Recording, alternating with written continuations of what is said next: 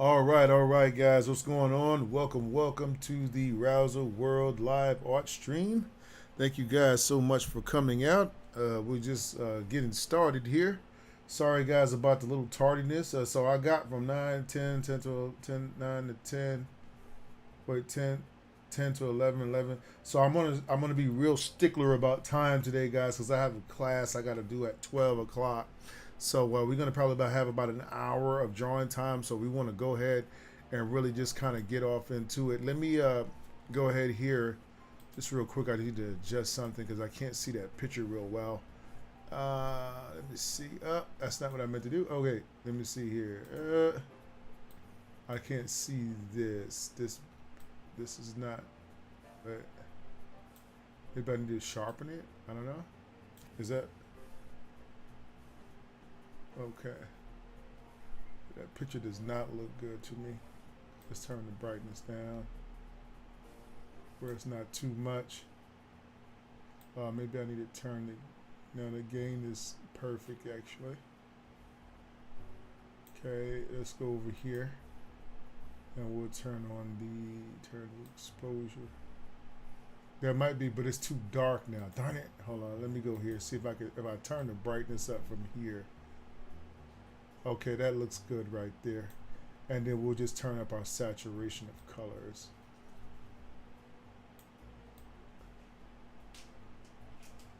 All right. Okay, I think that looks pretty good for streaming purposes. What do you guys think? Is that a good? Is that a good? There we go. All right, there we go. Apply and okay. All right, hey Tammy, how are you today? Welcome to the stream. As I see you're here already. That's good. That's good. I got somebody here to draw with. All right, so we're gonna just kind of do a couple of caricatures together. I'm also gonna be practicing some hands today.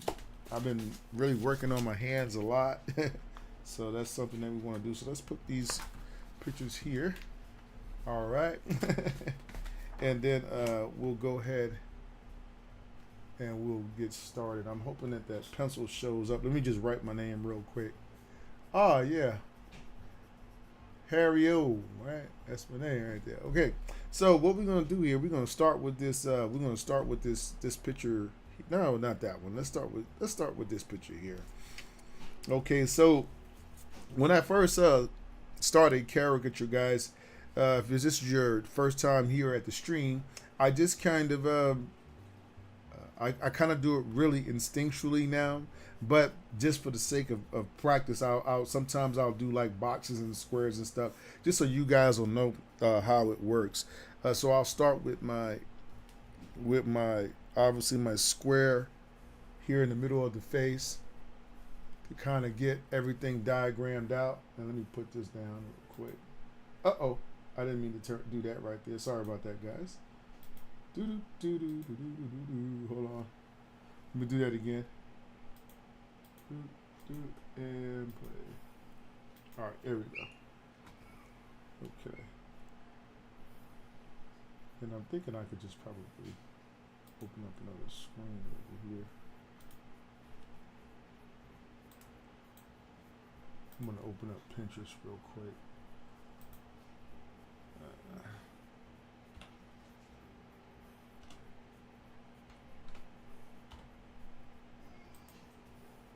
Okay. So this is kind of where I get my references from and stuff. But anyway, let's get back to this picture here, okay? Uh, we're going to, once we have that little box here, then I might add a little side box right here. If you've seen me do this on YouTube before, this is a new technique that I kind of am still working to develop. But once I have it, I just kind of go with my shape as normal. We can go ahead and put some little circles in here for the eyes like this, just to turn the eyes up a bit, and then we'll just go with it, okay? All right, so here what I'll do is I'll start with my nose shape, which is kind of come around here somewhere, okay? And this is my warm-up drawing, so if it doesn't come out cool, y'all forgive me, okay? Okay.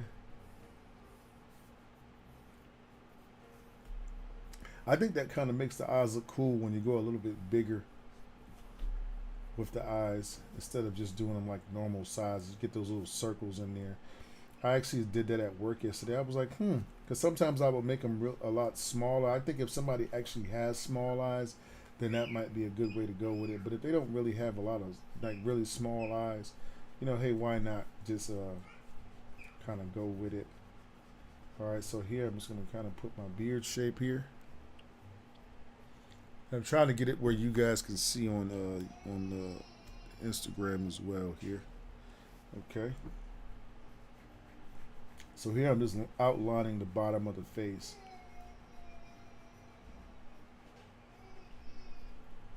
So I want to make it where I'm looking at that overall bottom shape of the hair. So I don't ever draw a line here, especially if the person has a beard. I'll just go ahead and do the whole shape like that. Okay. All right. Then we'll go to our upper head shape here. So we can just do something like this, like that. Kind of do a push back a little bit. And then come around, come down here. Okay. And then we got our hair just kind of sticking up here like this.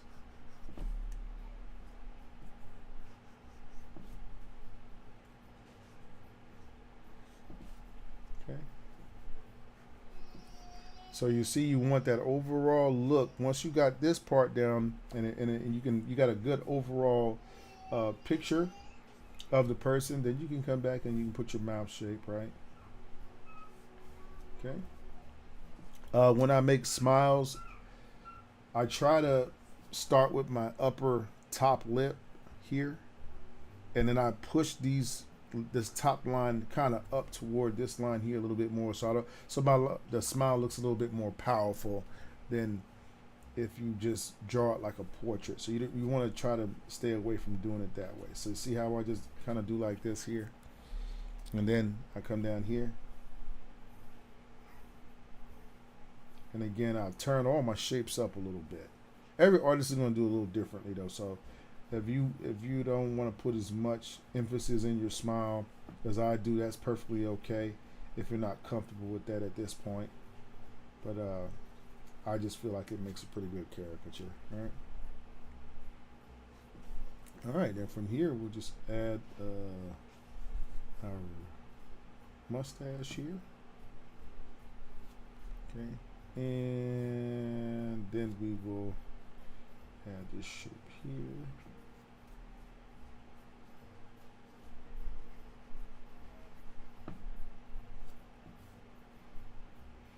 And then we'll just kind of do like this here. Come around.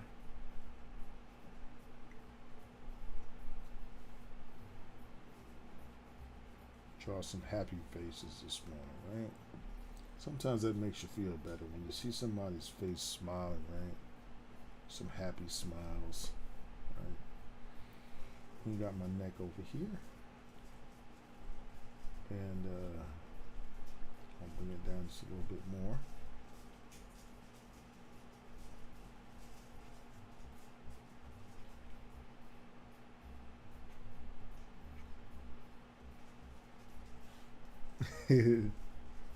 Okay.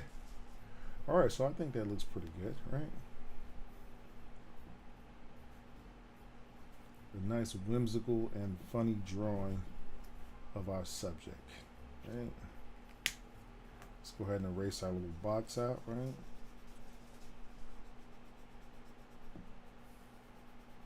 And then once you take out your box, you add a little bit of shadow to the drawing. Color, whatever you want to do, right? You want to add some color, no problem. I keep a lot of these little, I got some pencils over here, but I need to actually sharpen them up some more. Let's see what I got over here.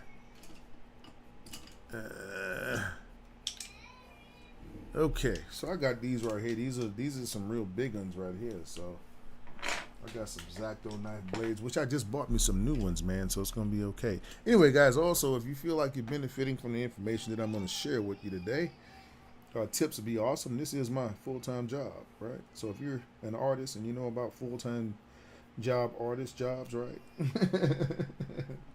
You know how it goes.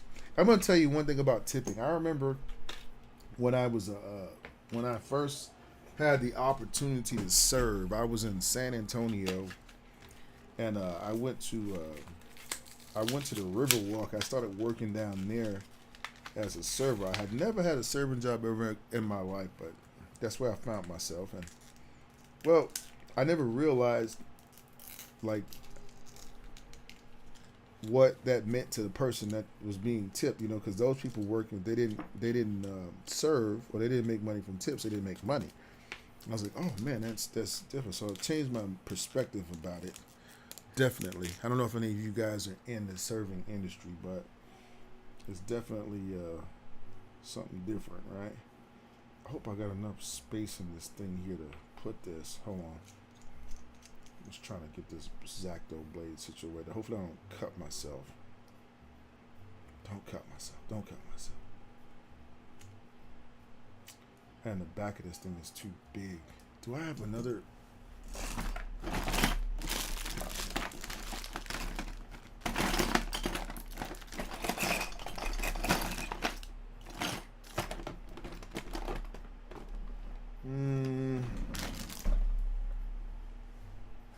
I think I might have another one down here.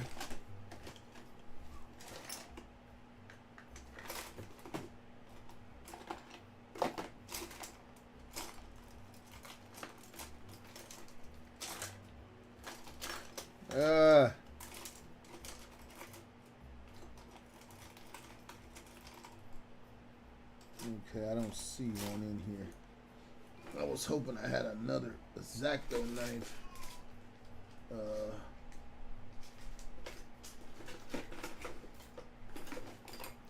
Another X-Acto knife thingy. I guess I have to just use the blade that I already had in there. Hopefully it'll work out, but this one's so much smaller than that one. Let me see. Maybe I can get away with it. Let me see. What if I do like this? Hold on.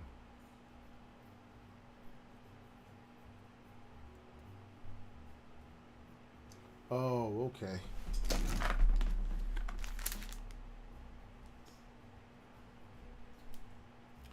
Nah, I better not try that, because I got a feeling that this is going to wind up with blood all over the place. So I'm just going to put the one that came with it in there. Yeah. And then we'll just work from there. Alright. And let me get one of these gray markers over here. Alright, here we go. So let's add some shadows in. We'll just save the coloring for another time. Maybe that's the reason I'm not supposed to be doing that, because I only got a limited amount of time here. I really got to keep my eyes on the time, right? Okay, so just a few little strokes right there. You can add some real good texture and color to your picture, right? Let's go ahead and just color this in.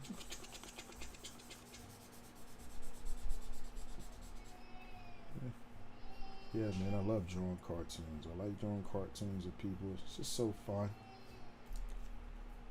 Especially, I like to practice a lot. Like sometimes I'll go to bed. Last night I went to bed drawing these hands, and I was just like, man, I need to master these hands. And I'm starting to get them. They said if you do something a lot of times, it's only sometimes you don't want to go through the process of trying to learn it, the repetition that it takes to be able to learn how to do things. But you just have to trust that muscle memory. I'm not gonna do too much to that one. I think that one came out pretty cool, right? Not too bad, right?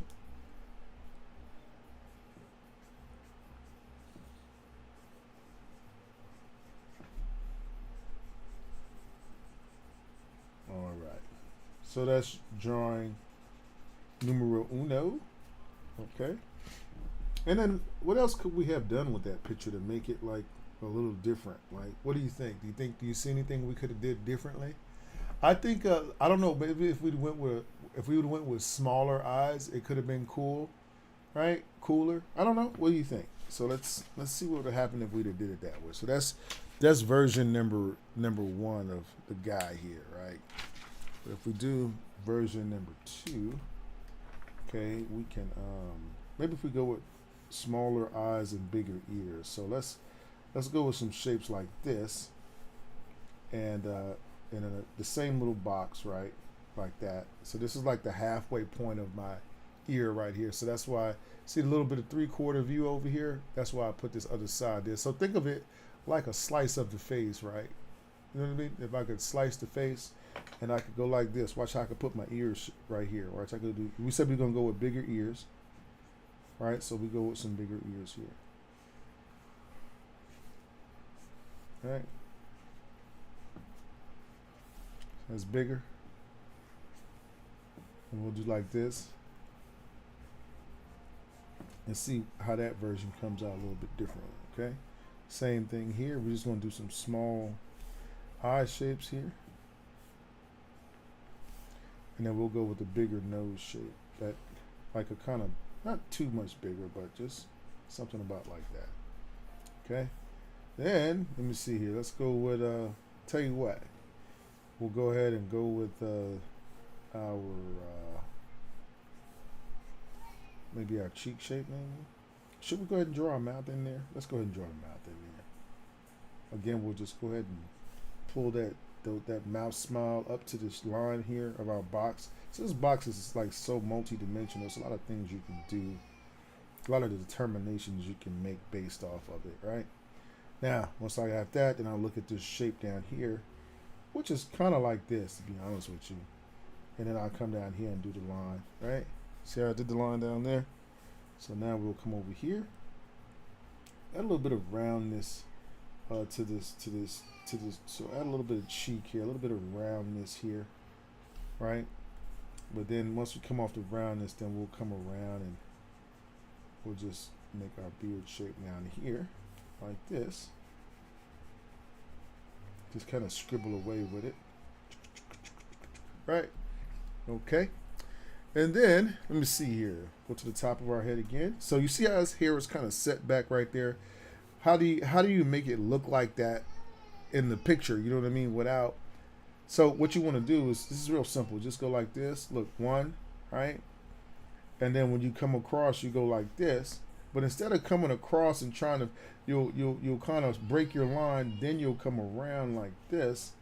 Then you'll come back here to just about where that line is in the middle of this box over here. And then you can see it comes back around to it, right? Then you can see the back of the head. And this is like a light line. And then you can add your hair shape here. Okay. Just like that. Okay, so that might be another little version. Right? We'll do like this.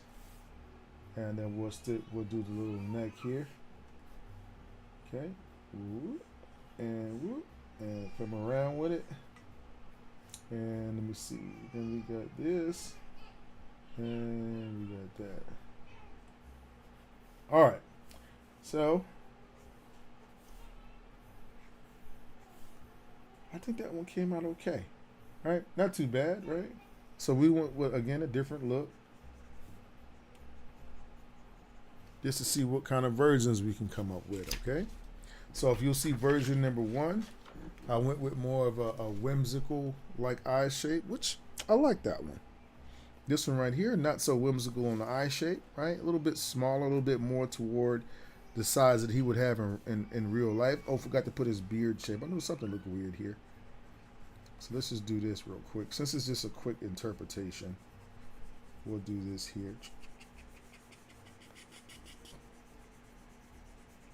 Okay, just like that. So we can see the two different versions here. Okay.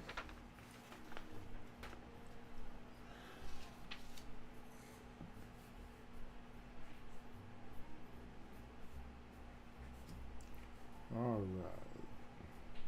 So there we go. Let's go ahead and erase our guidelines here.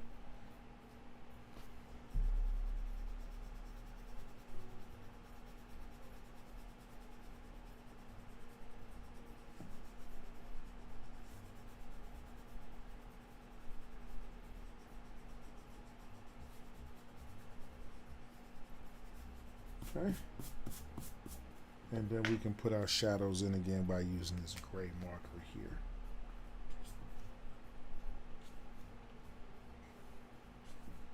Again, guys, tips are appreciated if you feel like you're kind of benefiting from what I'm trying to show you here today. Right? That'll be awesome.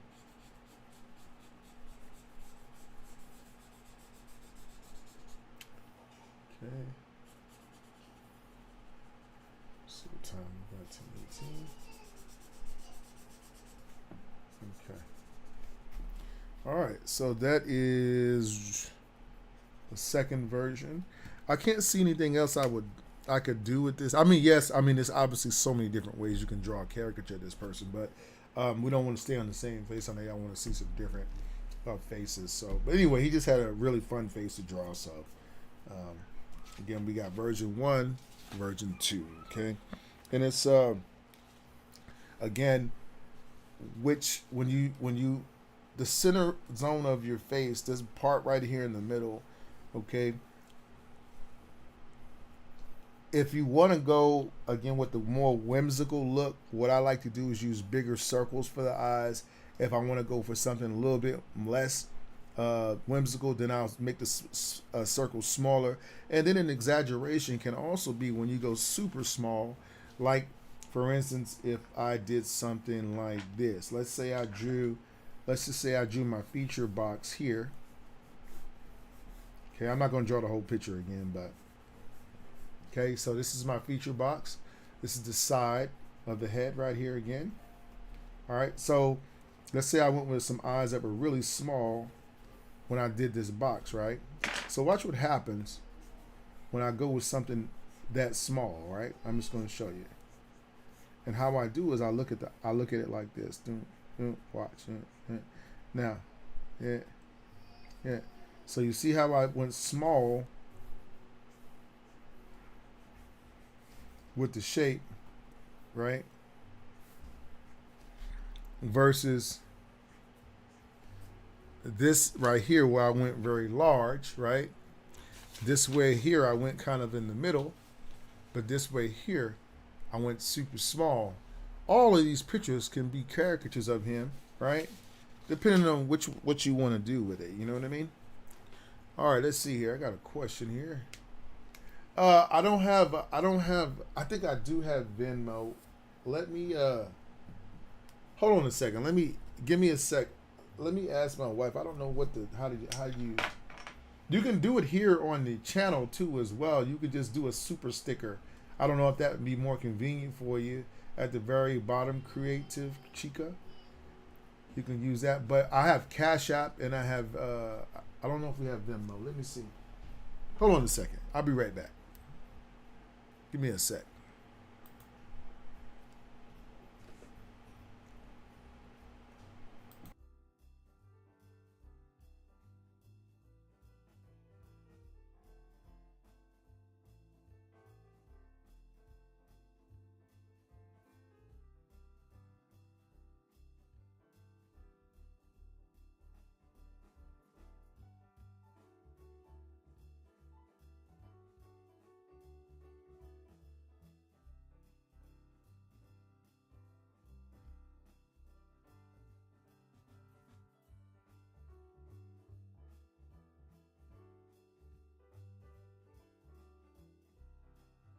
Okay, thank you, Creative Cheat. I really appreciate it. Thank you for your tip today. Certainly appreciate it. Let me go ahead and give you I don't know, how do I do that? Can I celebrate?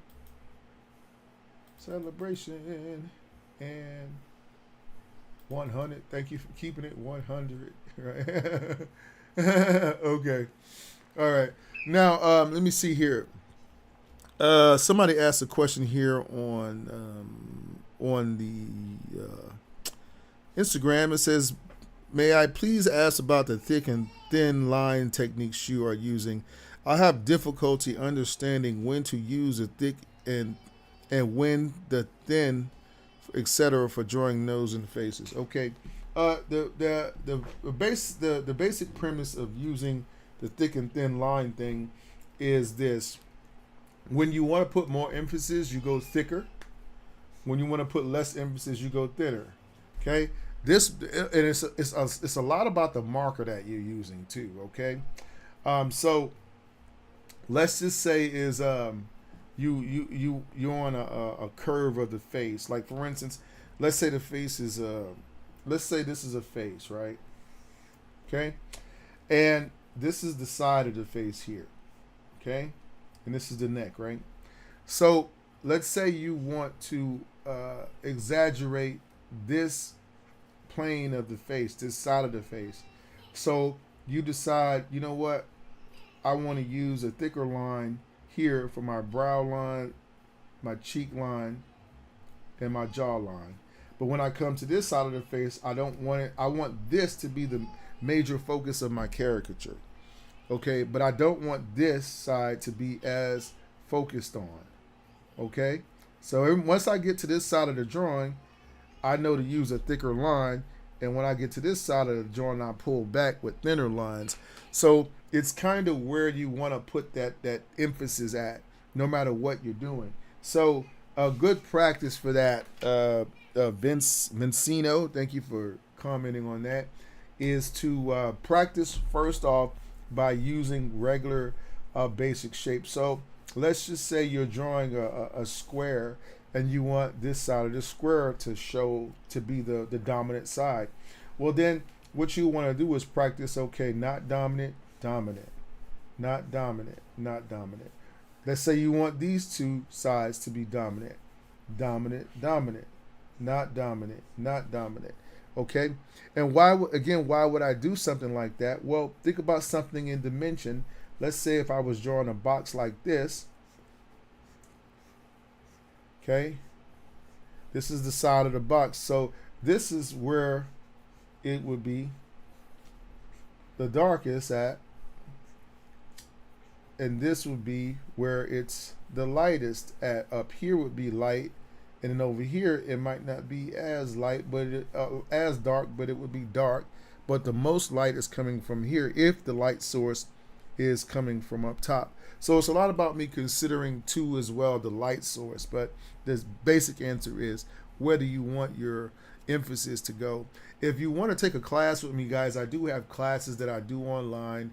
All that information is on the top of the screen. If you want to you can go to rouserworld.com and go to the classes tab, and then you can take a class with me. Our class sessions are like, I think 45 minutes, and pretty inexpensive.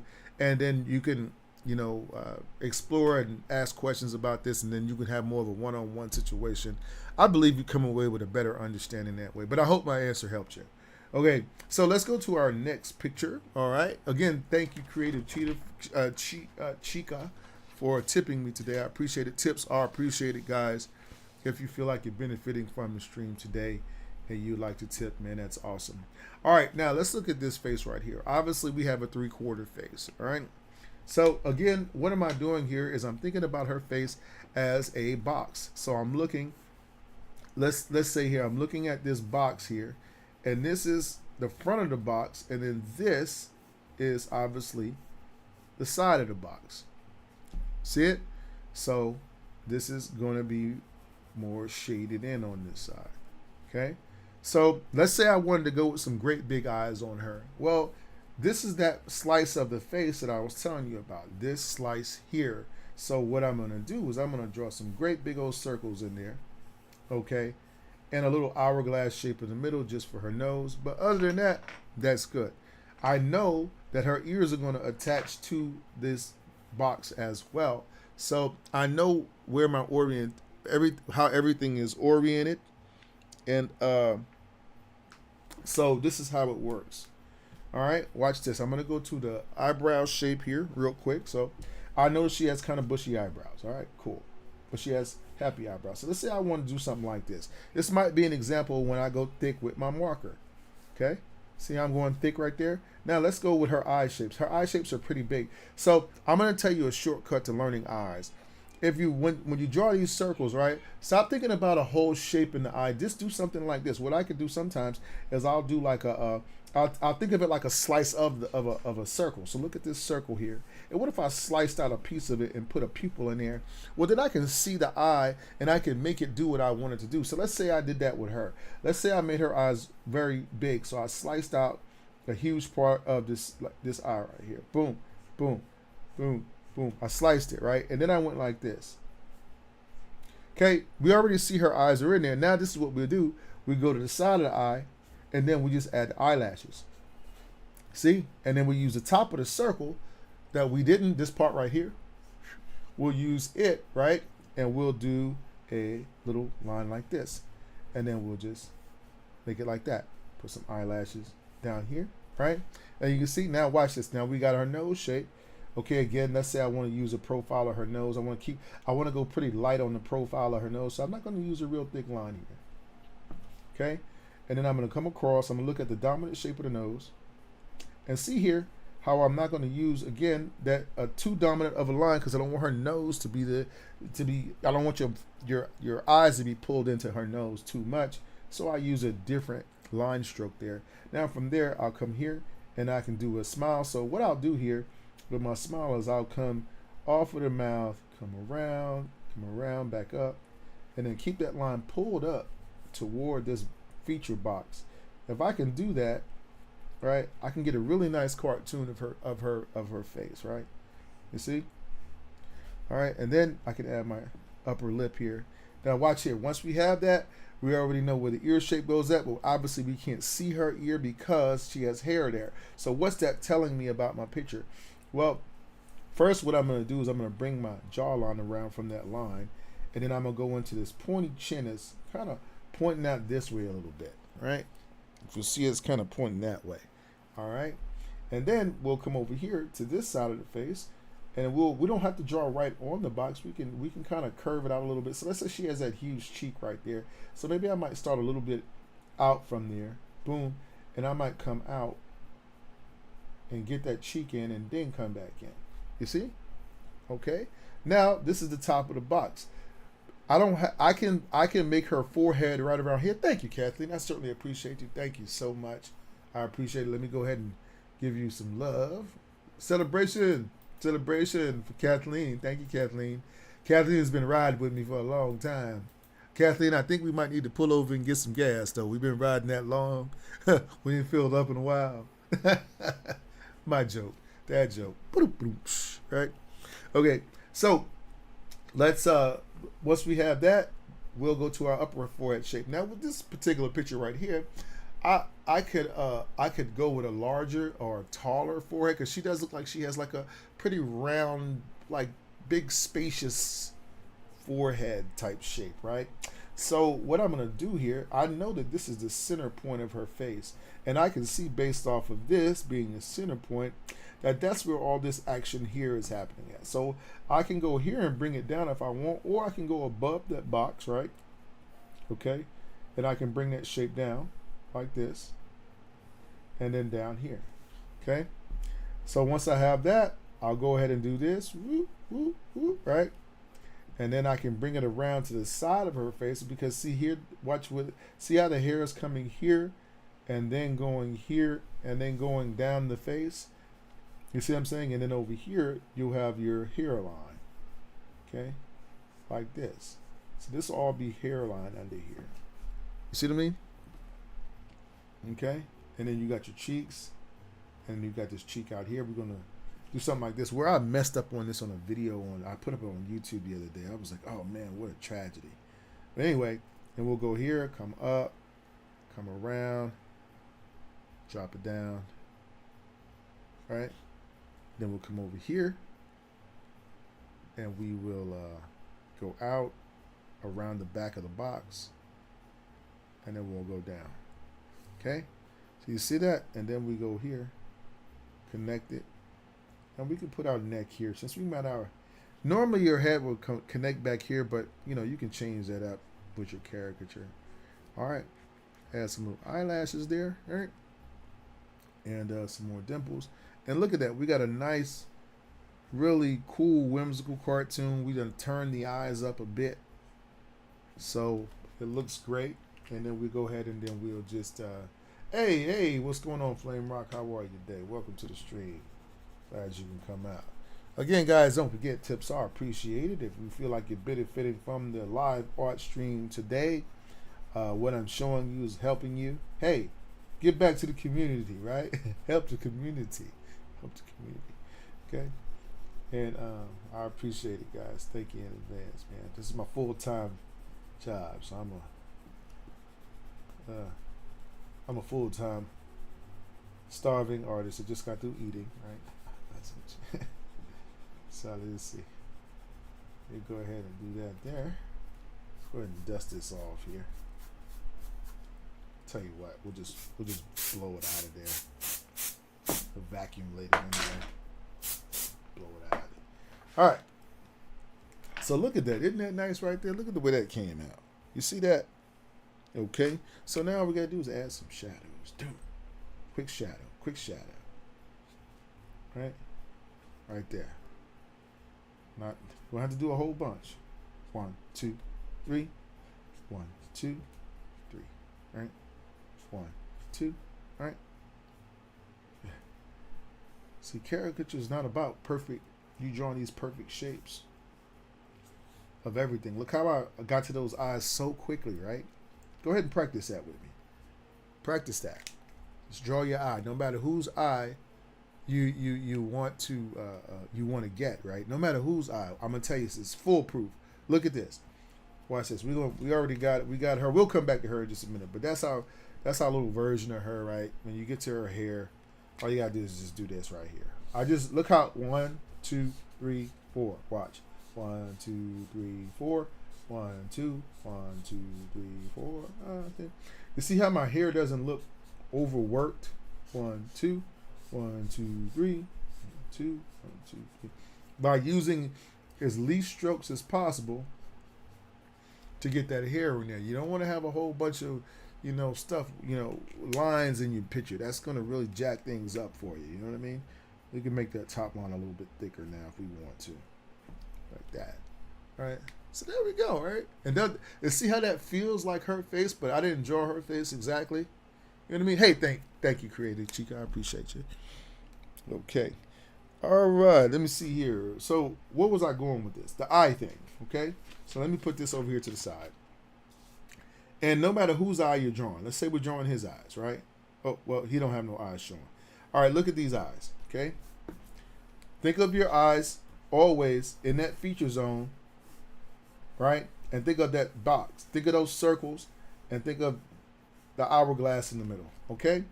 Now, no matter what, see how our eyes are very small and closed? I want you to think of an equal sign, maybe from a math problem, right? Like this.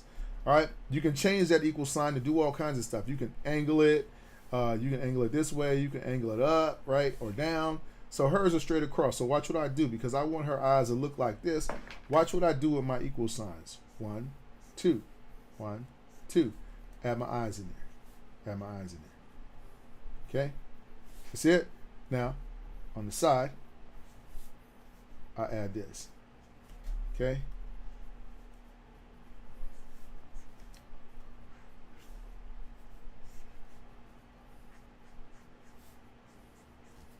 Okay. You see how that automatically kind of gives you that look, right? Now, if you want to do a smaller shape, if you want to force your mind to think smaller, then you'll do the same thing, right? Hourglass, small shape again. Watch how small we can make these eyes. Watch this. Let's go with 2 small ones. And all you have to do is really center them in the box, right? Okay. So watch this. Watch this. 1, 2. 1, 2. Right? Little eye. Little eye.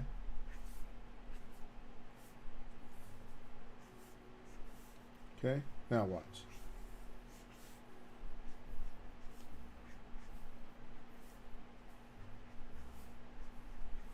Okay. So you see, both of these eyes can be her. If we don't want no eye at all, right, we just want to make it look like she just smiling away, right? We'll do something like this.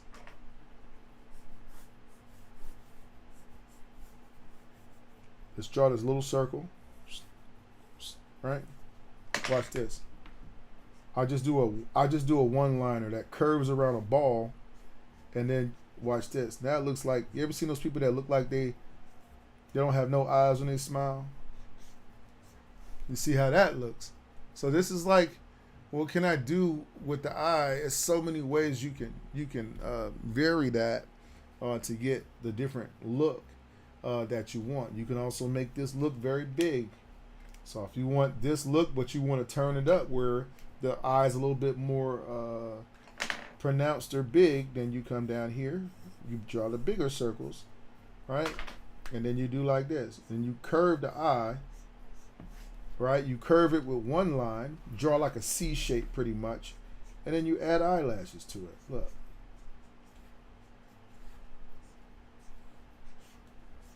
Okay? So any one of these can serve. You just got to know what you want to do, right? You know what I mean? Okay. All right, let me see here. All right, what's going on, guys, on Instagram? Don't forget, guys, if you would like to tip, you can tip through Cash App, right? $Rouser World. Look, wait, let me write it down for you. Here you go. $Rouser World. Right? And you'll know you're there because it will say Harry somewhere on there somewhere. So remember, $Rouser World, guys. You can tip away. Tip away. Thank you so much. I appreciate tips. Feed the community, right?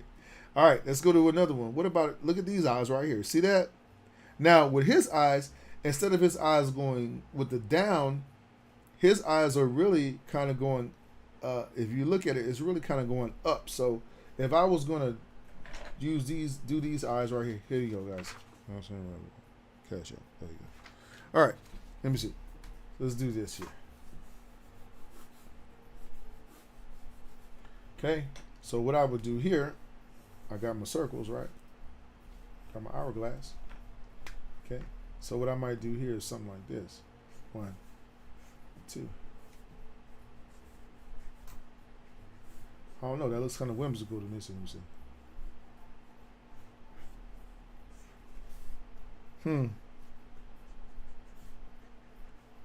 Should I? Oh yeah, that could work.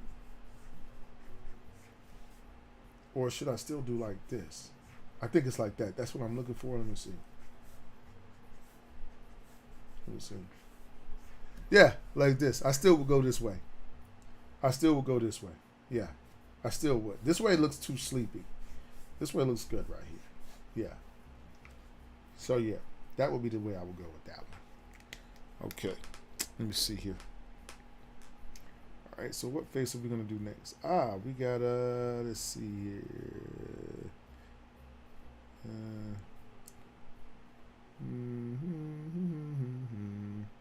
Let me see. I guess we could try him since we were already there.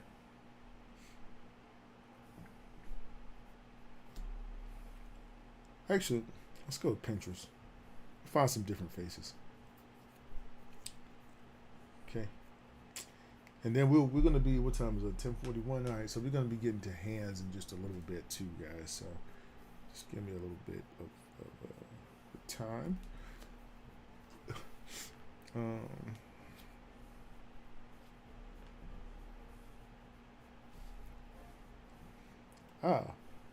Let me do somebody with some cool glasses on, right? What about this? It's a good picture right here. Some rimless, frameless glasses, right? Flameless, rimless. I know my light's up there that's making it pretty bad for you guys right there, but I don't know. Let me see, maybe I can, let me save that image. Let me see, download. Nope. Okay, let's find some other ones with some, see what other kind of, let's see here. We can do some guys over here. Let's see, some cool glasses. Oh, that's a good caricature right there. That seems like a good caricature with a baseball hat. I need some practice on that anyway. Okay, so we're gonna do about 2 more pictures, and then I'm gonna go to some hands and stuff. Okay, let me see. My gallery. All right, so this is that first picture here. I should be able to see that pretty good. I don't know if this will. I don't think this will adjust anymore. So let's move it back some here. Okay. All right. Let's see here. Let's see. So this one right here is going to be a 3/4 view. So we just want to figure out which way our picture is looking, so we can just kind of copy our reference here, right? And we can see our face is doing like this here. So this is pretty much where it's at. I'm gonna go with some pretty big shapes here, right? And then I'm gonna go ahead and do this. Y'all forgive me, my little man is out there. He's having a rough go of it. Yeah, he's in his crib and he wants to get out. You know how it feels to be in the crib and you want to get out, right? All right, let me see here. Let's do this here. Let's go with something big. 1, 2, 1, 2, 1, 2, 1, 2. Okay. 1, 2. Let me see. 1, 2. Ooh, I made those real big right there. I don't know how I'm gonna. They so big. I might need to make this longer. I don't know. Let me see. We'll see. 1, 2. 1, 2.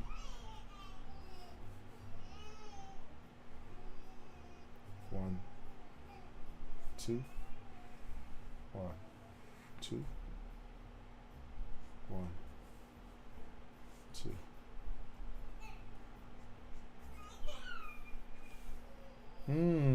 Okay, yeah, I'm gonna have to make that a little bit bigger, so I'm gonna have to go out here and do that. That'll work. This way I have somewhere to land the glasses at, so this way when I go here, alright, this will be her ear with her thing. And let me see, then we'll have the little piece that goes like that. And then we can go ahead and do our, and we can go like this. Just full lips. Yeah. Small chin shape. Okay.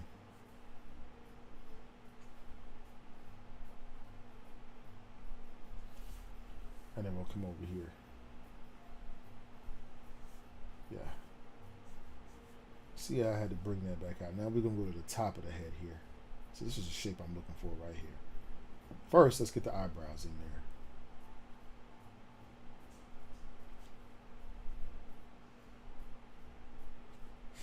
There we go. Okay, we got this shape. Then here.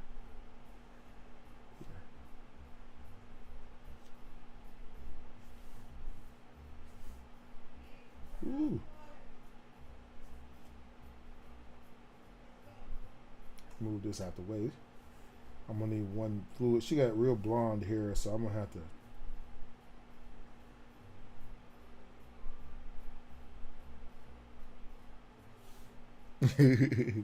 Okay, that'll work. And then we'll just put some waves in there. Finger waves.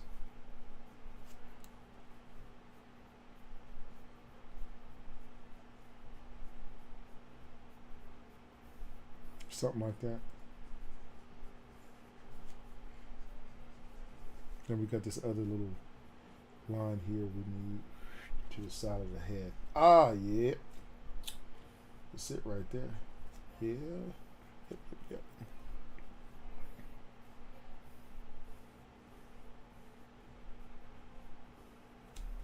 Mm-hmm. And then we need some more eyelashes. Just turn them up a little bit.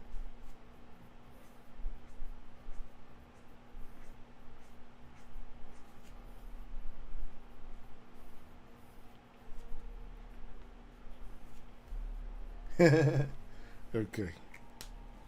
Let me see here. Alright. And then we'll just go ahead and take our little box out. 1048. So we're going to do one more drawing here.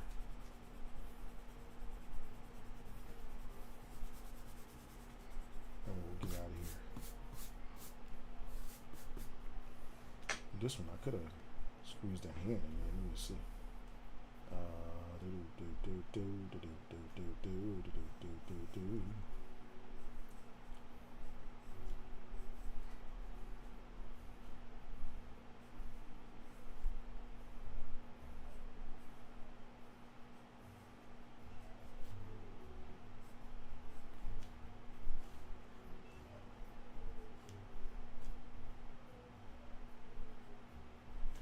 Oh, that's much larger.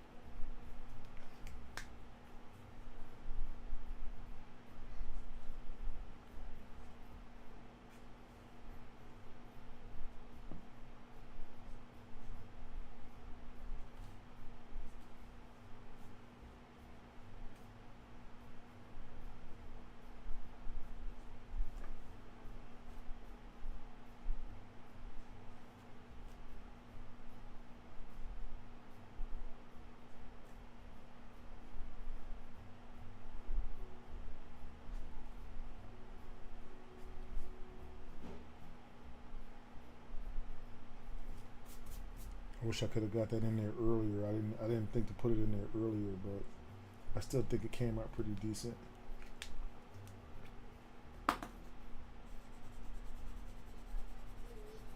Which is going to go ahead and take us into my hand practice. So I'm going to be practicing some different positions of the hand. And then after that, we'll do our word of the day. And then we'll get you guys on your way. Y'all have plenty to do this summer. Alright, school's already out. Most places it is. I don't know if school's out for here for everybody, but for most places it's out.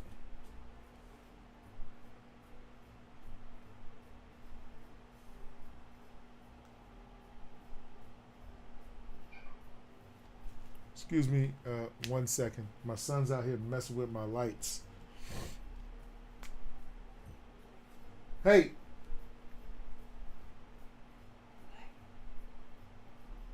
Ethan turned it off.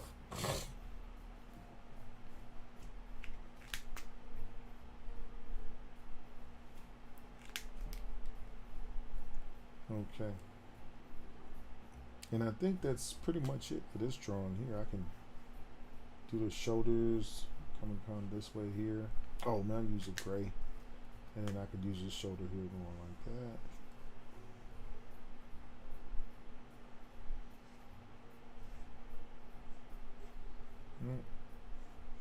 This is her fingernails here. So I can't really see it because I didn't consider that before I started, but it's okay.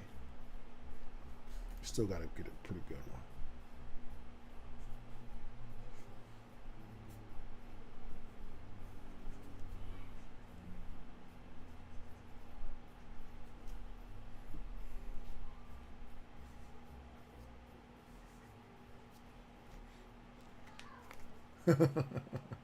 Okay, Hand drawings are your favorite. Well, good, because they are definitely not mine.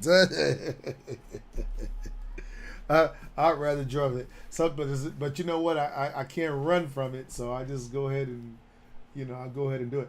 Now, let me see here. I got some. I have some different hands already. I think I have some already downloaded here. Let me check in my. Oh man. Let me see here. Let's go to here, and I think we got some hands in here somewhere. Are those hands or bodies? Those are.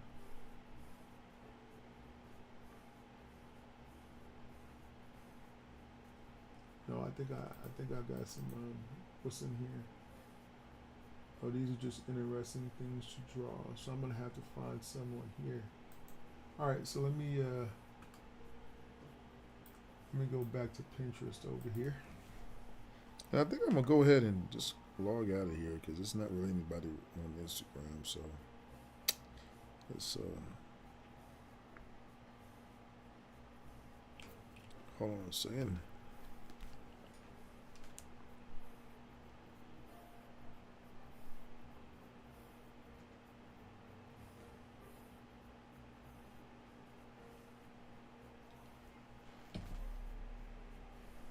Okay. All right. So I just want to take that down. This way we can just get this out of the way here. All right. All right. So hands practice. So I'll tell you what. We could just go here. I have some. I know I got some hands on. Hands on here. Do I quick share? No. These are bodies that I was practicing. Actually, these are like a bunch of different body positionings and stuff. I've been really messing with those a lot lately too. Let's go back over here. Let's go to hands. We got 10 pins for hands. Not now. Okay, and then we have we got some hands right here. We can just work with these ones. Let's download that. Let's go over here and there we go. Okay, so we got some different hands here we can work with. All right. So I guess I'm gonna start from. I guess I'll start from the top, and then I'll just work around. So these are. We'll start. What I'll do is I'll go through all. Let me see. We got about how many hand positions we got here? We got about. We'll just do the ones that are on the screen here. Trying to make it go around here. So we got 1, 2, 3, 4, 5, 6, 7, 8, 9, 10, 11, 12. Okay. And these all have 4 fingers or 5. So we're going to start with this one here.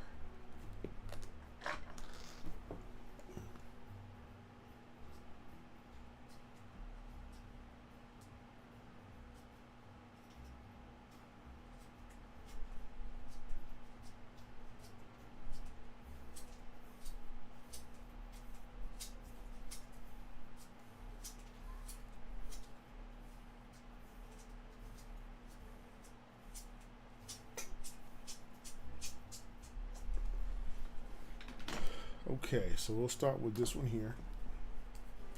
So how am I going to approach this? And again, guys, when I'm drawing, I'm practicing. I'm showing you how I learn, okay?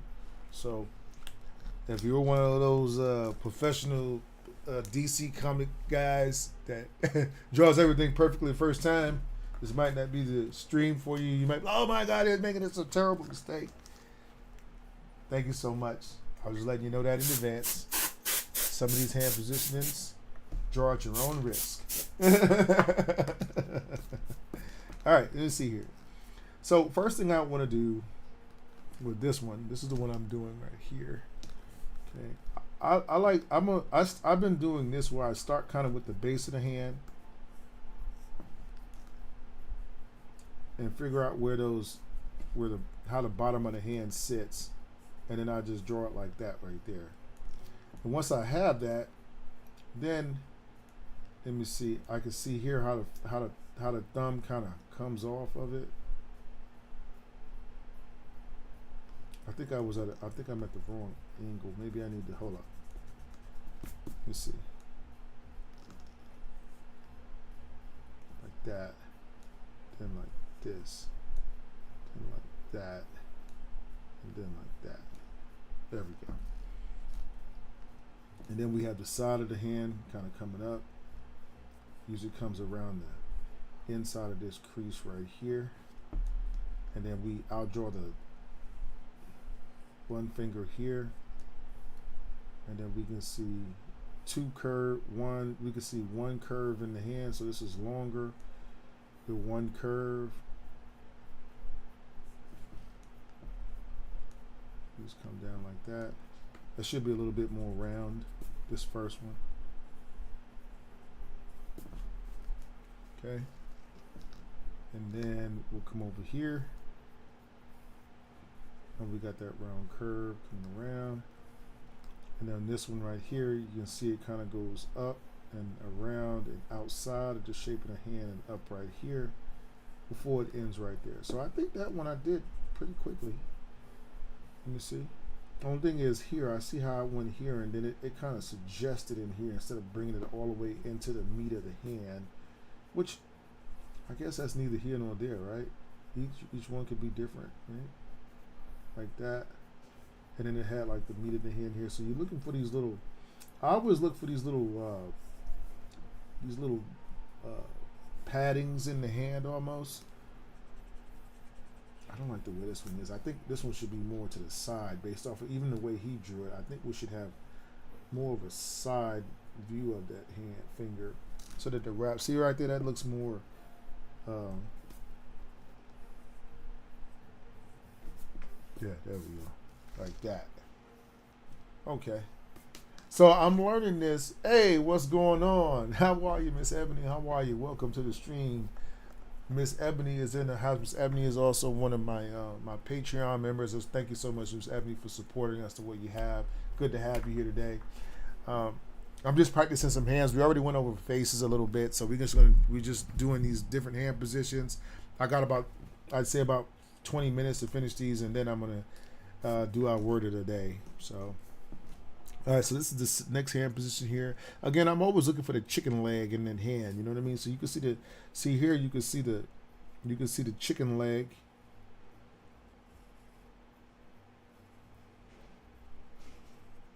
It looks like a chicken leg almost, and that tells me where the ball of the base of the hand is, right? Something like that. I don't like the way that thumb came out.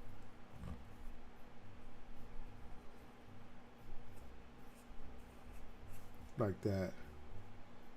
And then I'll come onto here. This goes down. And then the base of the hand, this is like that. And then it goes like this. Okay. Work with it. Okay. And then we're just going to kind of get that first finger in there. So we'll just come around like this. And then after that, I think it just kind of works like a 2. And then it gets smaller, 3, as it goes down the line, 4. So that one came out pretty good. This is the top of the thumb right here. Okay. So we did hand positioning number 2 right there. And if you guys need me to come down some more so you can see a little bit better, I'll show you. Okay. So now we're going to this position here. Let me put my little,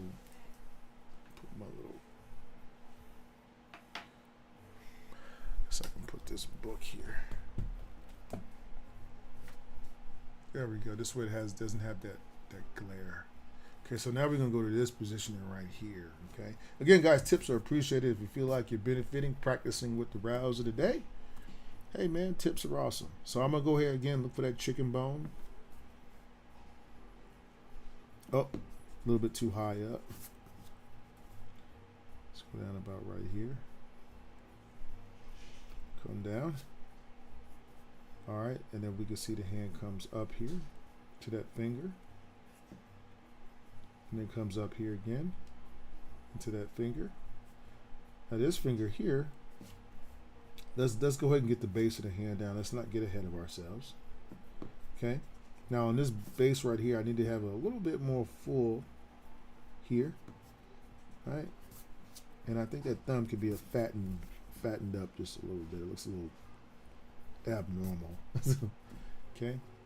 Then once I have that, then I'll come right here to my other side.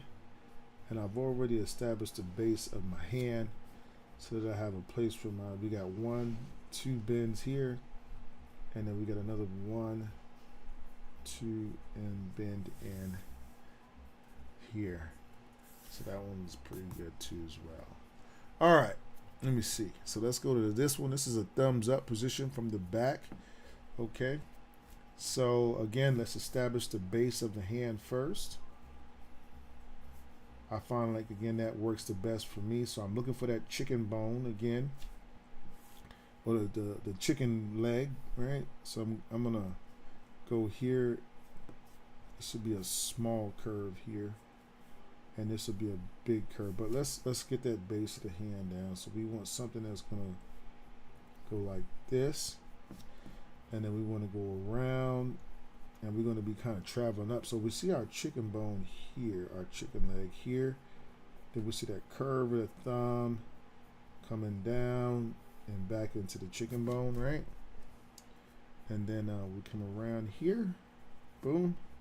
And then we can see the tip of the fingers coming out. 1, 2, 3. Okay. So now we got a nice thumbs up position right there. Maybe I got a little bit too much thumb right there. I don't know. Because if I put my, it's okay. Because I could put like a little thumb right there. It still looks, it doesn't look too bad, right? Okay, so we did 1, 2, 3, 4. So we're gonna go here. That's a pretty easy position to draw, I think, right? So again, let's find the base of our hand. So we'll find that base. 1, 2, 3, 4. So we got the base, and now we're going to go out here. No, we're not. We're going to go over here, out to our thumb, right, and back in, and then we're going to go up. Now this usually happens. I'm noticing that bend happens kind of at the top part of this long curve right here, not more toward the bottom. So that'll avoid my hand, that part of my hand being too small. So I can do something like this here. 1, and this is like you just traced your hand really. 2, 3, 4, and then it doesn't really just come straight down. It kind of curves into that. So that looks cool right there. Now I don't know. Maybe a way you could. Maybe there's a way too that, like, if this is confusing you, like to draw in space like that. You know what I mean? Maybe you could draw the with this position. You could maybe even draw like a box, like maybe like a cup shape maybe, and then attach the fingers to the cup shape maybe. Okay, and then also normally with fingers, you're going to have like a disparity in the size. So this one usually is a little bit taller, and then this one gets a little bit shorter, and then this one gets a little bit shorter like that. So that looks a little bit more. That looks a little bit more natural right there. Okay, let's keep checking that time. 11:07. All right, so let's see here. Now we're going to go to this one. So what I would do with this one, I definitely would start with the back end of this hand right here. So this, I'll go ahead and establish again the base of the hand. So I'm going to draw this meat part of the hand here. Come around, up. See this shape here? This is that the cushion of the hand, and that's the little cushion of the hand, right? Good stuff. Now it looks like it comes out into the bend of the thumb, and it's coming around, creating the thumb shape before it comes around and curves back into here. So that looks great. And then here we can see the first finger kind of coming out right here. And then my second finger is kind of coming from here, and it's a little bit longer. So you got this one, then they go kind of down like little buildings at that point. So now we can see the finger in the position, right?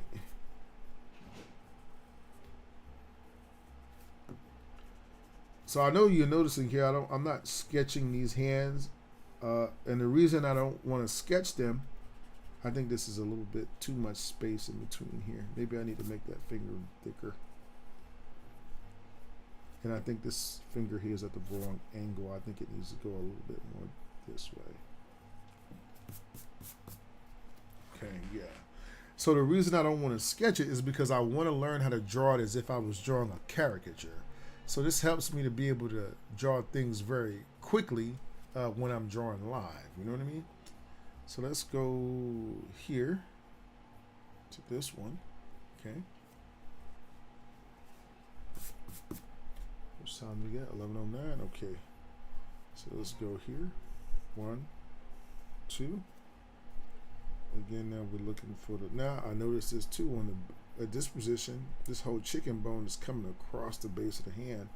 So I need to basically start out here, draw the thumb shape itself, and then I need to come around out here and attach to this. You know what I'm saying? And then I can come over here, come around, down, and curve into the hand here. Then I'm going to curve out, down, and into the thumb, and then out, down, and into that shape, and then out and down and into that shape. And then there's a little fold of skin out here, which that doesn't look natural. I need to make it come more out here, and this needs to be a little bit fuller out here. Okay, so this would be my thumb here, even though that thumb looks kind of like, I think I need to make it a little bit more thumbish. There we go. Okay, so there's another hand right there. We did it, right? Okay, let me see here. Oh wow, that's another one right there. So this one, what I would do here, maybe I will go ahead and start with my box first, and then I'll bring my shape off of the box. This is just so I can get some kind of orientation as to where I'm going. So I'm looking for that padding in the palm of the hand. And once you have an awareness of that, that really helps out with your perception of the hand. After you draw so many of them, it does get to be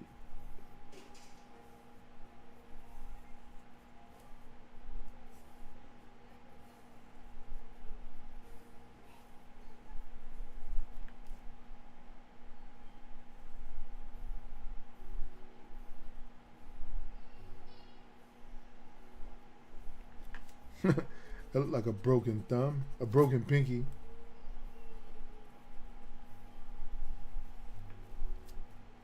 I don't know. I think this looks kind of, I don't know.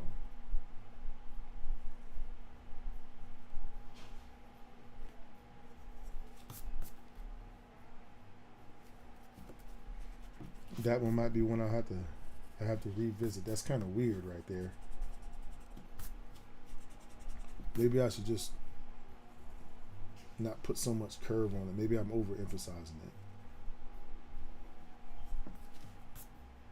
Yeah, that's what it is. I was just overdoing it.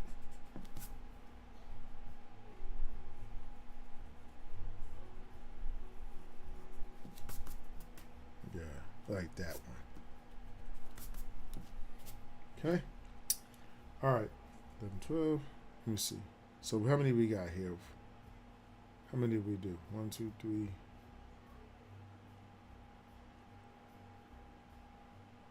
3. Where are we at? We just did. Which one did we just do? Dang it. We did that one. We did this one. We did this one. Okay, so I guess what we'll do is we'll just go ahead and do that one here in the top. This one. That's one you might use commonly. All right. Let's put these over here. Okay, again, I might use my my box here, figure out where my palm of my hand is. So once you figure out where those two little, that palm is right there, then you just kind of, once you figure that out, you just kind of, this is just, obviously you don't need this whole side right here, but this will be more like the sketch of the palm, and then it kind of comes out, okay, and then we want to remember to bring our hand out and then bulb it on the end, right? So we got that. Then we're going to go over here.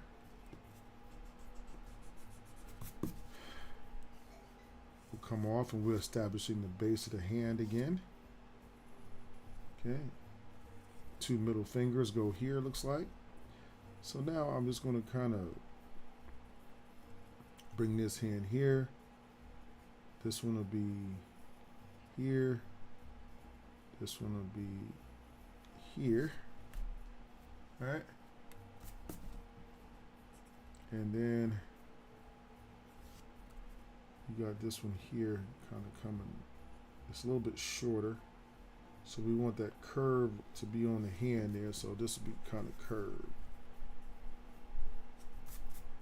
Okay. So I like to practice with the same. I'll do the same hand positions repetitively a lot of times because that's just how you learn. It's just repetition, doing the same motion over and over again, and that's why when I'm drawing live, especially when I'm drawing like faces or some certain themes I've drawn so many times, that to the person that is watching, they're like, oh wow, that's. But to me, that was like hours and hours of practice, right? This one's pretty cool right here. I like it. Okay. And then we got about 5 minutes left here, guys. I'm going to go ahead and get into my word of the day. Again, we'll establish the base of the hand. I'm training myself to look for the padding of the hand. Now, you can see here that this right here, this hand literally, if you kind of imagine it has like a little thing like this, you can see more of how the hand goes. So you see how I imagine that right there? So in my mind, I'm saying, okay, this is that. I'm coming around here, and then I'm drawing like basically what looks like the end of a spoon here, right? And then I can see my hands, they kind of fan out a little bit. So from this one here, I'm going to have something that stays very close to that center line. This is a really tricky position here.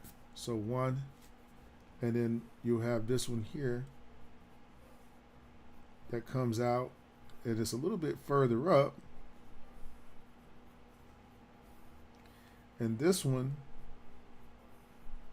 is a lot further up where the hand just kind of bulbs out at the end, and then this one kind of goes far up, and then it comes down back into this curve. So now we have the little pieces here we can put, and it looks like our hand kind of just is reaching out a little bit more. So that one's a pretty cool one right there. Okay. All right. So I think that we did enough. Oh, let's stick one more. We got one more. This is the last one. Okay. Let's find the base of the hand again. Okay.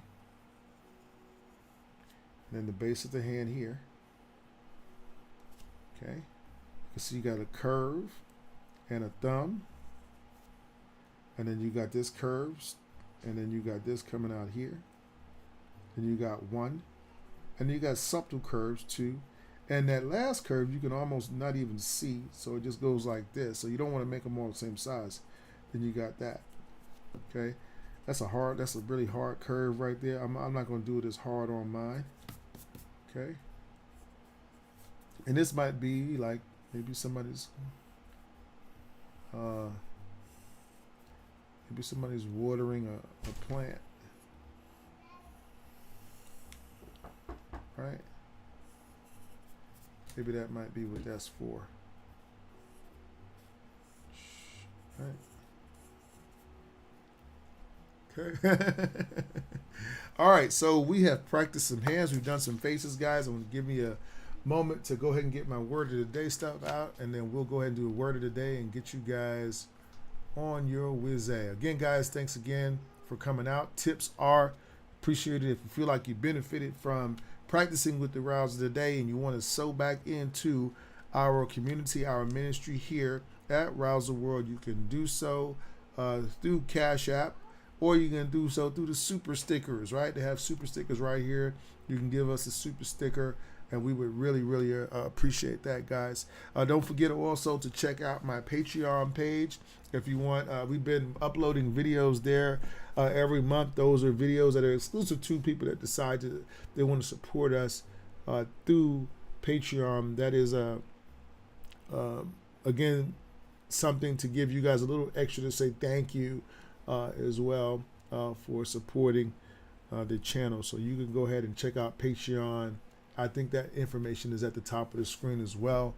And before I take this break to get my stuff ready, I'm just going to paste everything here again for you so that you can know how to tip, how to go to Patreon, and how you can also take one-on-one classes with the Rouser. All right, so I'll be right back. Give me a second. Don't change that channel.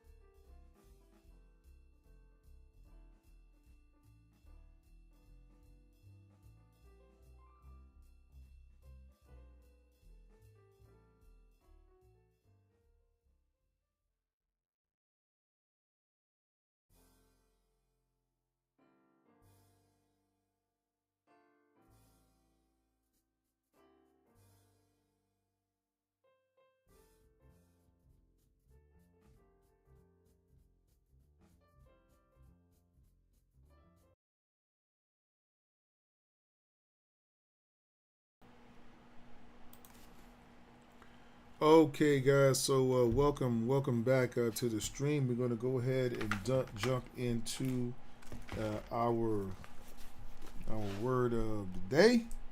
Okay, so we're going to just share a word from the scripture with you to leave you here today, feeling motivated, A lot of times, we're all going through things, right? And this is part of how I practice. I don't just pick up a pencil and start drawing. I actually pray before I start, and I pray to remove the obstacles, mental obstacles that can keep you from seeing from my head. In other words, you can't text and drive even though you think you can. A lot of times, I can always tell somebody that's texting and driving because they're usually swerving from one lane to the next, or they're driving really slow, and you ride up by them, so that person must be texting somebody. And sure enough, every time I go by the side of them, I'm like, you're texting, you're gonna kill somebody, trying to message somebody when you can just stop, wait till that pulls over. It's really not that important. Is it worth everybody's life on the side of the road? But either way, that's a whole nother thing. It's basically we get sidetracked, we get distracted by things, right? And well, when we get distracted by things, or what happens, number one is we can't see what we want or which way to go, right? Right? We start swerving, right? If you think about it, like we start swerving, right? When we are driving, right? So we start swerving in our mind and swerving over here and there, and we can't see which way to go. Okay. And so that is the purpose of me praying and being thankful, first of all, that God has allowed me to use something that He put here for me to enjoy. It wasn't like I came up with art. There's so many artists in the world, so many very talented artists, and you know what? He gives each one of us our own a different vision, a different way to see His creation, and that's the awesome thing about God, is that He's limitless. He doesn't run out of angles or options, as in today you saw that we drew some caricatures. We drew about 3 or 4 caricatures, but each one of those caricatures, I showed you that how many ways is there to express a face and still keep the likeness of that person. It's really like crazy. And God's the master caricature artist, because think about it, we all have the same features, right? Eyes, ears, nose, and a mouth, right? But think about how many people look so much different from each other. Isn't that amazing when you think about the disparity of how we look, even though we all have the same basic features? That's what I call caricature art right there, right? So today, our word of the day is the God who loves conversation. I'm big on relating God to art, because God is art to me, right? God is all things. God is an omnipresent God, which means that He can be seen in everything that you do. Everything that is anything, you can see God if you look close enough. But if you're distracted by things, you can't see it. That's why a lot of times we can't see our blessings in life, because we're so distracted by something else, right? We can't see that we have a good wife because we're distracted by, other women, right? You can't see that you have great kids, something and something to sow into and leave a legacy with. And, you can't see that because you can only see yourself. You stay in the mirror so much you can't see nobody else except you, right? What kind of shoes you got? I saw a guy on TV the other day maybe he was on TikTok or something like that, and he was just sitting there talking with his suit on. He was, they don't make guys as pretty as me anymore, and I'm just so pretty, and I'm just so good looking, and I'm just so this and that, right? And I'm like, man, wow, so driven by self or so self-centered that you really can't see life for what it is. And when you can't see life for what it is, eventually, when all that stuff goes away, right, when those muscles go away and the high cheekbones go away and what was up goes down and what was in is out, right? What is there is now gone, right? Because it's going to happen to us all. I used to have hair, but now look, it's gone. You know what I mean? It's a whole bunch of things that's gone. My friends from high school, man, we used to kick it every day, all day. And now I ain't seen them in 20 years, 30 years. Some of them, all of them, really. I haven't seen any of my friends like that, right? And there's so many situations. Things just keep changing and evolving. And then sometimes we can't deal with the change. That's why sometimes you get a lot of people out here with all this plastic surgery and all this stuff, because they can't accept it, that you can't get it back. It's gone. Forget about it. Your purpose is bigger than that. But when your purpose is centered around you, you just never get enough. And again, you're just so distracted by you that you can't see life for what it is.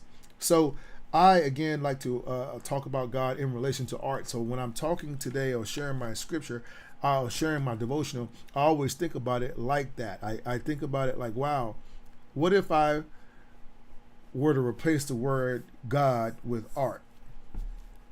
You know what I mean? And sometimes you'll see me do that. What would it mean? So art is like is a teacher to me. I don't just learn to draw. I allow art to teach me how to think. You know, you get it? Like when I say there's a lot of ways to look at a situation, there's a lot of ways to look at faces, right? If I tell you there's a lot of, when I was drawing hands today, right? And I was saying, well, I look at the base of the hand first. Well, when you build a building, what do you put down first? You build a foundation. So you look for the foundation of what you're drawing first. And then once you got the foundation, the strong foundation, then you build from that. God is the strong foundation.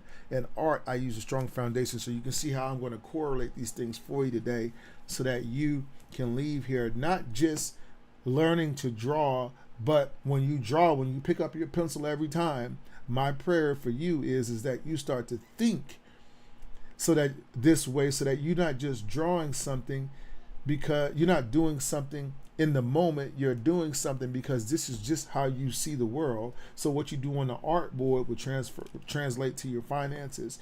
It would translate to your relationships. It would translate to where you work at. It'll translate to how you drive, right? It'll translate. It'll change. It says, the Bible says, so a man thinketh, so is he, right? So I don't want to just give you a fish. I want to teach you how to fish. That's what this is all about. Okay, so it says here, the God who loves conversations. In the book of Luke, we can go there, Matthew, Mark, Luke. If you guys are familiar with, use your Bible, you go to Luke, Matthew, Mark, Luke, and John. All right, so you're going to Luke chapter 11. Man, God is good. He's good today. He's good today. I'm so happy to be alive today. 11:1. It says here, now Jesus was praying in a certain place, and when he finished, one of his disciples said to him, Lord, teach us to pray as John taught his disciples. Okay, I can relate that. I can say that sometimes when I'm drawing, right, not that to relate that I am, and I want you to keep this in context, but sometimes, let's say you came here to practice with me, and sometimes you'll see me say or do a certain thing, right? I'm almost in this meditative state and I'm drawing. I'm not really saying anything. I'm trying to explain it, but I'm explaining it kind of, while I'm going through the process. And when I'm finished, somebody might type up here and say, Harry, can you teach me how to draw that? How do you see the way you see? They're asking him a question. How are you able to shut up? They're asking Jesus, how are you able to shut the world off? How are you able to believe in this God that none of us can see and none of us have felt and none of us can have experienced? And it's crazy because it goes back to what I was saying, that God is in everyone's life. God is all around us. God is everywhere we look, but we're so distracted by things that we can't see him. But these disciples are asking him, how can I see and how can I experience God? And you're asking me, Harry, how can we experience art the way that you experience it? I might not be the best artist on the planet, nor do I proclaim to be, but you definitely can see that I have a love in my heart for what I'm doing. And that is different than just being able to draw something. When you have a love and you want to know more about it every day, when you got this relationship with God and you just want to know more about God every day, when you wake up, you're like, I want to know more about God because when I know more about God, it's going to teach me more about me. I want to know more about art because if I know more about art, the art's going to teach me more about me. It's the same thing. Because situations change, principles stay the same no matter where you go to.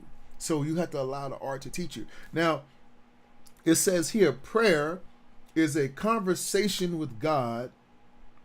It may seem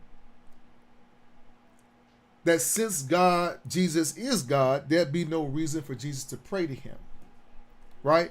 But throughout Scripture, we see him talking to the Father, and he shows us that, and I underline this, oneness is about constant communication.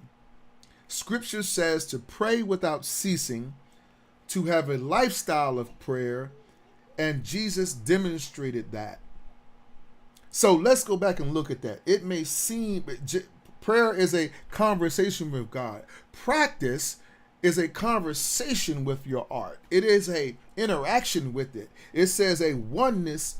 It says we see him talking to the Father. He shows us that oneness is about constant communication. How do I learn to draw something without thinking about it? Because I just know. Because I'm in constant communication. And what does constant communication means? That means sitting down and going through these basic things, these basic steps over and over and over again, and never getting to the point where I think I know, and approaching each particular part of this hand. Every time I draw one, I draw it as a student of that hand shape. I'm looking at it and I'm seeing how it lines up, and how this goes here, and how this goes here, and how that goes here. And eventually, one day you're going to pick out the pencil and you're going to be at work. It happens to me all the time, and I'll be drawing. I say, I want to do this. I know how. You know why? Because I've been in constant communication, and I know what the art wants me to do. I know what the picture wants me to do. This is how you know what God wants you to do, because you spend time with him. You shut off the world. You don't become distracted by yourself. You become in this time of practice, in your time of practice, which we're going to name it prayer today, okay? It's that time where you can just shut everything off and just be one with it. There's nothing else about it's nothing else important at that time. You know, you don't have a busy schedule. You just, when I come in my office in the morning, I'll sit here and I'm actually reading on I'm in the book of Isaiah right now. So this is where I'm at right now. Now, this is the book I'm at. I'm in Isaiah 57. I'm not going to read this to you, but I'm just showing you for illustration. I read this, and this one section of the book, I'm not all the way over here. I'm not way back over here. I ain't skipping around. I'm looking at this, and every time I read it, it speaks something to me. It's showing something to me. And then when I'll be darned, I get into situations. I've been getting into situations out in the street or in the world at work where this has helped me, right? This has helped me. You know what I mean? In that situation, because now I got this in my heart. It says, the scripture says to write this down in the tablet of your heart, so that you won't be able to forget it. You won't sin against God because you've written down the commandments. The book is just a book, but you got to take this and you got to take a pencil and you got to write it down on your heart. You got to write it down in your heart, right? Just like you practice. Every time you practice, you writing something down in your heart. The mind, your heart, your spirit, you writing it down so that you can reference it anytime you want to, because it's written inside of you. No matter where you go, you take it with you. So I don't care what I pick up. I can pick up look. I can pick up this. I can pick up this. I can pick up this. I can pick up this. I can pick up. It don't matter. I can make art out of anything I pick up, because it's not the tool. It's me. I have it written inside of me. So that's where the art is coming from. It's not the tool. It's the artist. That's why it doesn't matter. I can use Crayola, because everybody, well, why don't you get this marker and that marker? Because I don't need that marker. That's just, what does that have to do with anything? If it's not in you, you can't produce it. Now, it says, let's keep going. When the disciples see Jesus talking to their Father, they see something beautiful and desirable, and they want it for themselves. Let's translate that. Harry, some of us, when you guys come here, you see the love that I have for what I'm doing. and you see something beautiful and desirable about that. So you ask me, how is it that, what am I thinking about? What am I seeing about? What is going on in your mind, right? That you can do what you're doing. And it brings about a need to know or a desire to know in your own heart. And then it says, they say, teach us how to do that. So if you feel awkward or insecure about your prayers, the good news is it's a skill that you can learn. So the same thing that I do, you can do, and you can maybe even or possibly do, or I'm going to say you can do better. You see, because I'm teaching, I'm showing you this because my desire is not for me only, it's for all artists to grow, right? And if you grow bigger than me, hey, then job well done. I've accomplished something in my life. My life meant something. 10 or 15 years from now, 20 years from now, you will say, that's how you build your legacy. The word of people that have interacted with you and who you've changed and helped to change their life, and you said positive things and done positive things with them. So this is a skilled art that you can learn, but the key again is that you have to develop that passion and that love for it in your own heart. Now it says, and Jesus teaches us how to do this. When we look at the life of Jesus, he teaches us, when we look at art, it teaches us how to do this. If you really study it, if you get good at art, the same thing that art does, the same thing, just because it's all connected, right? Because what does art teach us? How can you get good at art? Somebody asked me one day, was you born being able to draw? No, I was not born being able to draw. I was not. I'm just like you. I saw something and took an interest in it. And that's where a majority of the things, matter of fact, all of the things that we do in our life come from. Now, people might say you have a genetic predisposition for things. That has nothing to do with it. Some people may struggle in other areas more than others. But at the end of the day, every single thing that we do is a choice. The way that we think and perceive the world is a choice. What goes in your mind, is you choosing to think that. I can choose the glass half empty. I can choose the glass half full. You heard that before, right?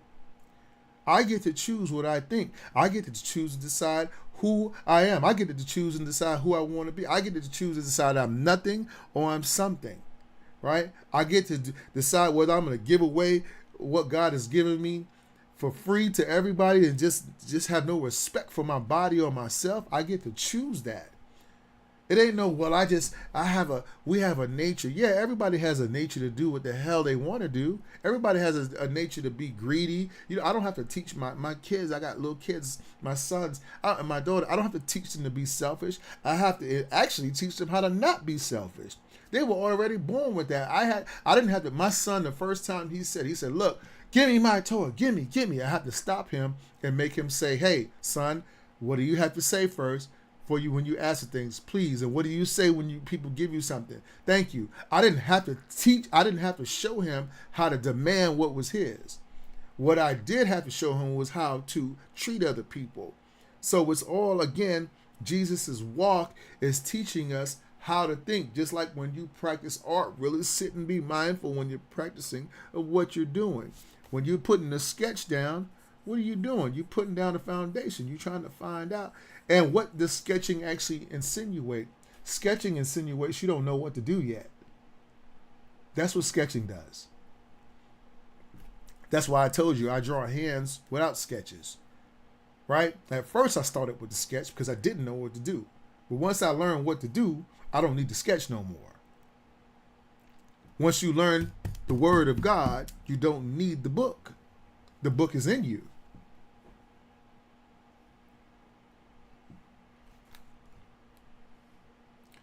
Jesus, he wants us to have relational intimacy with the Father because God loves to talk to his kids. Art loves to speak to you. He wants to spend time with you because that is something that came from God. God can communicate through us with anything he wants to communicate with us through. He's saying, okay, you want to do that? No problem. Take me along with you and let me show you how it works. I decided I wanted to become an artist, so God began to speak to me through the artwork. This is the shortest distance between 2 points, Harry. This is why you sketch, Harry. This is how you do this, Harry. This is what you do. This is how you be more observant, Harry. Right? This is how you learn how to draw things, Harry, by relating them to things you already know. Don't try to make up something new. I already invented everything. Just watch around you and look. The shapes are everywhere. Put them together and make what you see in front of you. It's just that simple. But Harry at first thought that I could come up with something that was never written before, never done before. And that mentality, stunted my growth as an artist. Not to mention, I'm going to tell you, my ego did. I should have this big, an ego. Nobody can teach me nothing. I know everything because I learned how to draw a few things. I knew how to draw. And that kept me from growing. I know about myself. Nobody can teach me nothing else because I know everything about me and everything else. You ever met somebody like that before? That's a person with lack of understanding of spiritual life. Not understanding that spiritual life controls the physical life. Everything that came here that's physical came first spiritually. Everything that came, all these hands, all this, where do you think hands came from? They had to be made in spirit first. God said, He made man, He formed man. It says in the Bible. He formed the skies, He formed the oceans, He formed all this stuff had to be created for us to get inspired from it. Let's finish up here, guys. It says, do you struggle to pray? Do you struggle to practice? We're gonna redo that here. Do you struggle to practice? Do you have so many things going on in your life that you don't have time to sit down and practice, and you think that there's a magic pill that's going to make you be able to draw better? I'm going to tell you something. That pill does not exist. There's only one way to improve, and that is a pen to the paper. That is spending time. Sometimes not even with the pen on the paper, but sometimes putting the pen down and learning and teaching to see things in your mind. It can be sitting there and watching trees or watching birds or watching people. It can be being nice to people. All this stuff, it opens up something in you, right? The art is not for you. The art is for the beholder of the art. When you figure out your life is not about you, it's about you and what you can do for other people. It's about what God has given you to use it and shown you to take that to help others. But if you are struggling with your artwork, struggling with prayer, or struggling with, we're going to call it practice time, right? Then that is a personal choice. You are deciding not to practice, and you want a shortcut to get there without having to do no practice. Well, you know what? I think that's genetic. I think that I was just born this way. No, you wasn't born that way. You just decided that's the road you wanted to take. That was already here before you got here.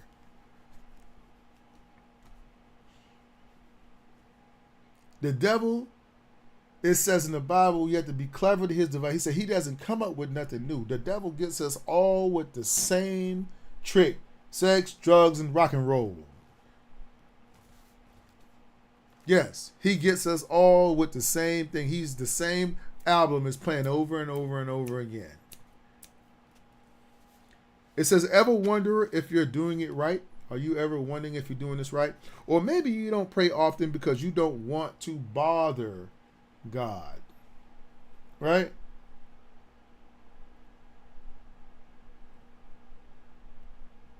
He invites you to talk to him, and he wants to hear from you.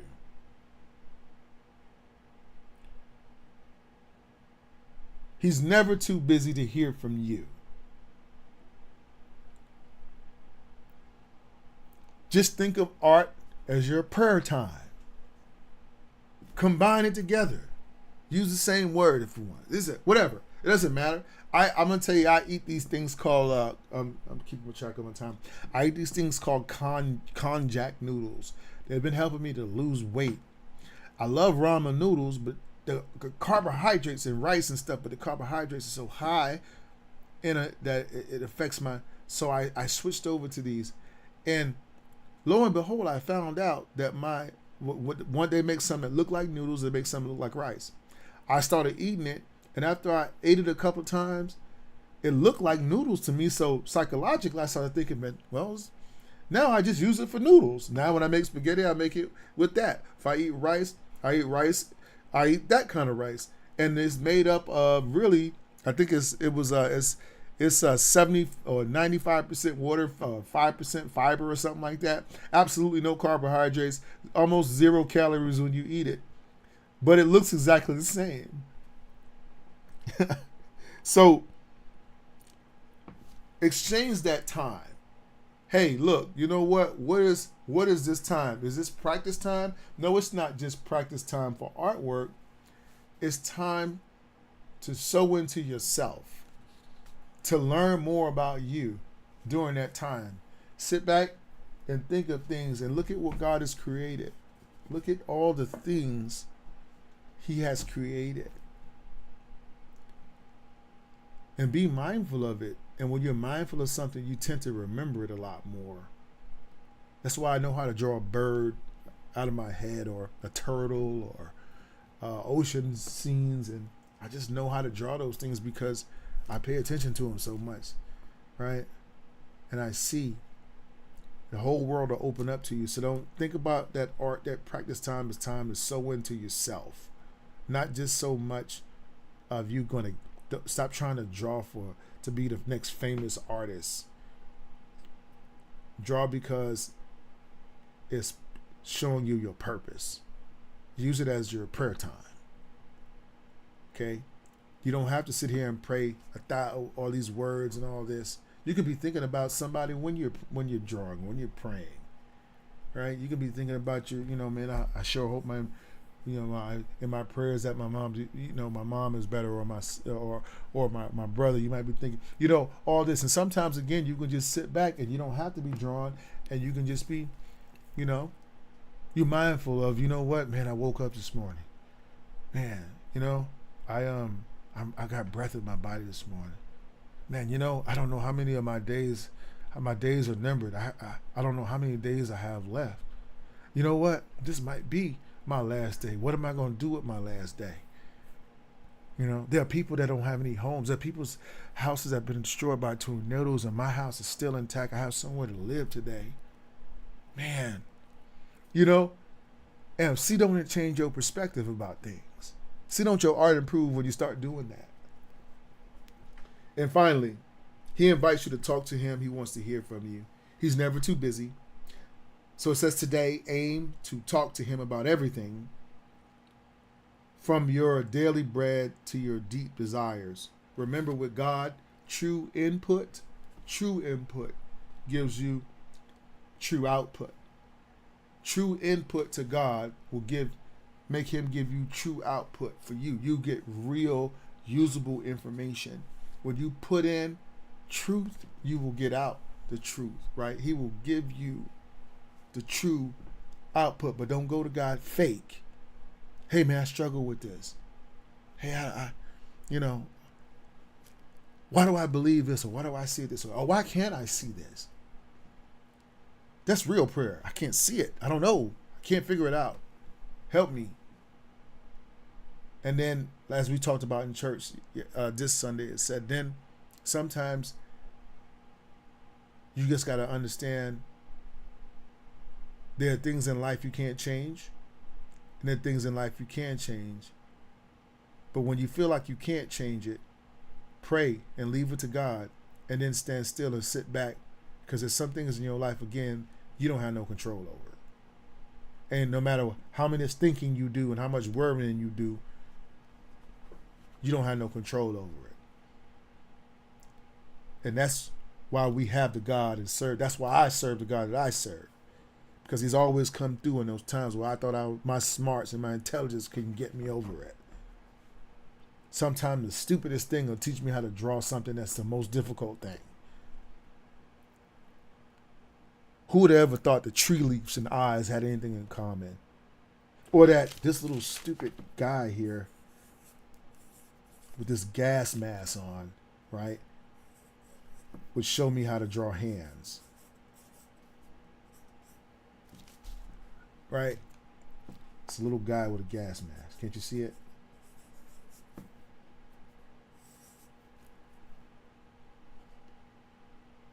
He uses the foolish things of the world to confound the wise. He'll show you this in your prayer time, in your practice time. He wants to hear from you, so lean in and tell him what is going on in your life. He is where the joy is. Artistry, my friends, is a spirit placed or gifted upon you. And when you spend time with it, let me say it again, artistry is a spirit that is placed upon you. It's a gift from God to you to be able to see what others cannot.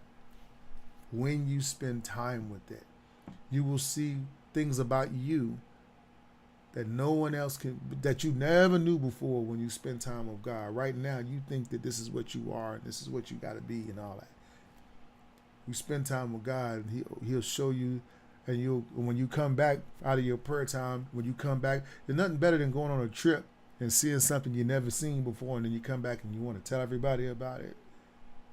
Well, spend time with God and watch when He take you somewhere to show you who you really are.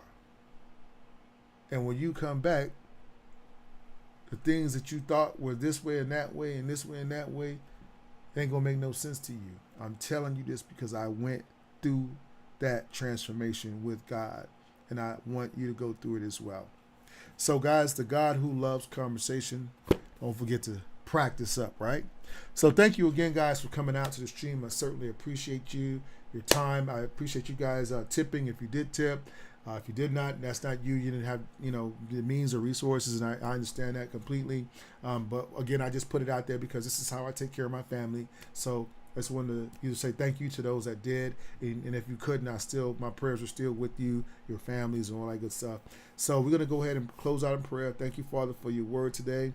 Thank you for letting us know that you're always there. You always want to hear us. You always want to hear the things that are going on in our heart, all of our questions, all of our desires, and just thank you for most of all showing us how to apply your word to our life so that we can be more fruitful in your purpose for us. In Jesus' name that I pray, amen. So you guys have a great evening, and you guys be blessed. I'm going to get out of here. I got a class in about 4 minutes. So you guys be blessed. I'll see you next time.